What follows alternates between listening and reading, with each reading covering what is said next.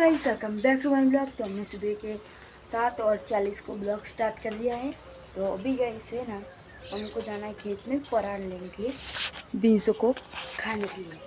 और उधर से आने के बाद हमको जाना है, आपको हमको हमारा खेत दिख रहा है एंड वाला, उसको हमको मतलब जो वारे बारे है ना, जो उल्टी फुल्टी हो गई है, उनकी सफाई करनी है। तो उसके लिए हमने ज़्यादा इधर पर आई है, ये पाइप वाला रहा ना, ये ले जाएंगे और फिर हम जाएंगे उधर। तो अभी तो हमको जाना है उस वाले खेत में, तो चलो चलते हैं। आप तो एंड वाला है तो माए हम पेला बाटलो फल पेला ढगलो कर दीधું હા, ખાસું કોમ કર્યું એટલે ગંધા તો કહેવાય ને, એનું ગોદી કાઢ્યું છે, બહુ કીધું. અને પેલા એ તો મેં જોયા તો પણ નથી, મારી પાસે જતી એટલે વિડીયો નહોતું બતાવ્યું. જો અત્યારે બધું સાફ કરવાનું આખું ખેતર, મતલબ આ ગોદી લેશી આ ફળ અંદર નાખી દઈએ તો એવું કરશું.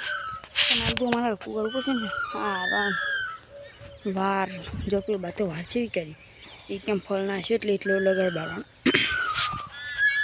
ગરમી બહુ લાગે એમ, પાણી લાવી જ નહીં, લાવવાનું ભૂલી ગયું. પણ પેલી બાજુમાં ભૂલી ગયું ને ભાણા સવરીને એ કેમ જવું હોય જબરદસ્ત આપણા જઈશું. આપણે ગાડીઓ બાકી મોટું લાગે, બીજું શું અનાયું મોટું ગઈ છે પડી, બીજું એક ને એ તો અનાયું બહુ મોટું હોય એ છે દેખા ગાઈશ. આ એન્ડ દેખ આવડું હશે, આવું આટલે જ આવું. અને આ તો શું ઉડું અને એનું જ છે, એના બહુ મોટું આ એવી અતીરું આગળું હોય અનાઈએ જ એનું. તો ચાલો ફટફટ ફળ બહુ ભેગું કરીએ પછી ઘરે જવાનું છે. તો ઘરે જઈએ પહેલાં પાણી પી અને કોમ પાછું ચાલુ કરી દઈએ. ઘરે જઈને પાવડી લેતા આવીએ અને પાણી પીતા આવીએ. જો આપણી ભેંસો માં ગઈશ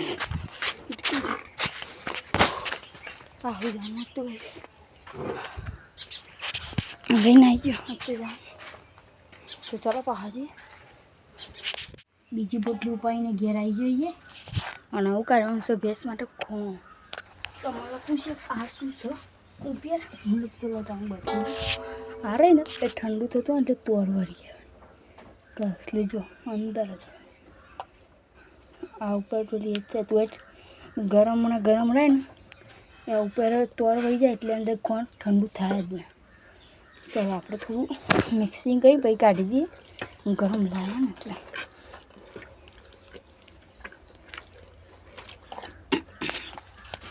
તો ગાઈસ આપણે બીજા ખેતરમાં ચાલ્યા જવાનું હોય. આપણે વાળી જતા ને એંડોવાળા એ ક્યાં લસકવાડવા, તો જઈએ પહેલાં કોણ કરી દઈએ. ચલો આપણે ચાલીને આવ્યો તો કોણ બંધ કાઢી અને લસકવાડવા જ નહોતું જવાનું, નહોતો ગયો. અને સોન ભરીએ છીએ, મા મમ્મી ભરી આલો હા અને હું ઉપાય નાખી આવું છું. અને ગેસ વેસો બદલી દીધી છે.